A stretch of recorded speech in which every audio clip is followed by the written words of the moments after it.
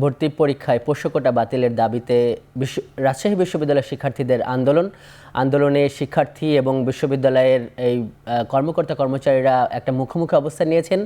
এ নিয়ে আরও জানাতে বিশ্ববিদ্যালয়ের প্রশাসনিক ভবনের সামনে থেকে যুক্ত হচ্ছেন মাসুমা আক্তার। মাসুমা, আমরা দেখছি যে মিছিল স্লোগানের শব্দ শুনতে পাচ্ছি, আসলে এই আন্দোলনটার এখন কি অবস্থা, আর শিক্ষার্থীরা কি বলছেন, আর এই যে তাদের বিপরীতে যারা দাঁড়িয়েছেন তারাই বা কি বলছেন?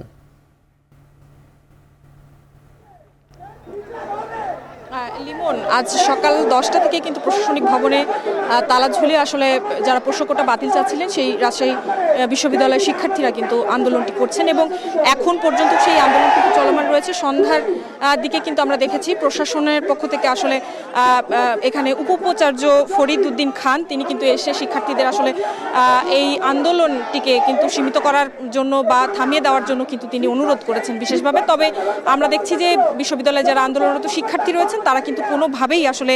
এটি এই মুহূর্তে থামাতে চাচ্ছেন না এবং তারা কিন্তু বলছেন যে যতক্ষণ পর্যন্ত আসলে এই পোষ্যকোটা 1% পরিবর্তে পুরোপুরি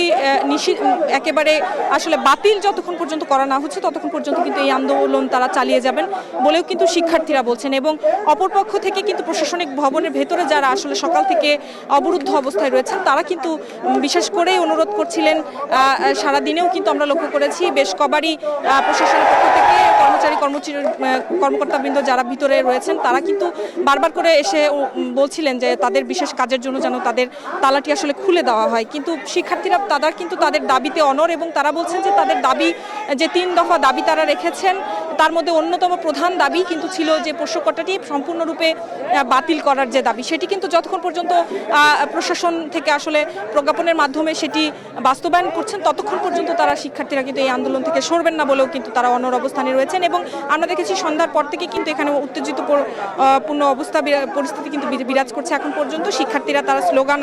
মাধ্যমে কিন্তু তাদের দাবিগুলো বারবার জানিয়ে যাচ্ছেন এবং কিছুক্ষণ আগে এখানে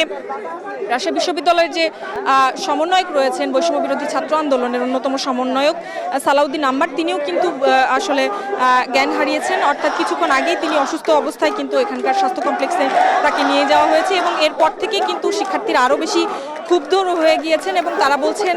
তাদের এই যৌক্তিক দাবি প্রশাসন থেকে যতক্ষণ পর্যন্ত আসলে মেনে না নেওয়া হচ্ছে ততক্ষণ পর্যন্ত তারা কিন্তু এই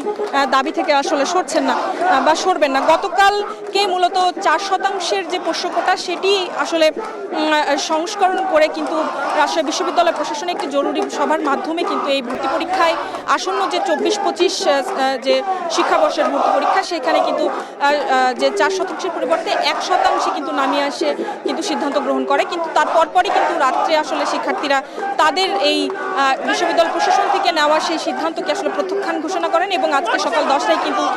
প্রশাসন ভবনে তালে ঝুলিয়ে আন্দোলন করার যে আলটিমেটাম সেটি দেন এবং সেটি কিন্তু পূর্ব নির্ধারিত সেই ঘোষণা অনুযায়ী আজকে সকাল থেকে কিন্তু এই আন্দোলন এখন পর্যন্ত চলছে এবং দফায় দফায় কিন্তু প্রশাসন এবং শিক্ষার্থীরা মুখোমুখি অবস্থানে এখন পর্যন্ত রয়েছেন। এই ছিল আমার কাছে রাজশাহী বিশ্ববিদ্যালয় প্রশাসনিক ভবনের সামনে থেকে আন্দোলনের সর্বশেষ খবর। মাসুমা রহমান জানাচ্ছিলেন যে রাজশাহী বিশ্ববিদ্যালয়ের শিক্ষার্থী আন্দোলনের খবর দেখছেন এখন চারদিক।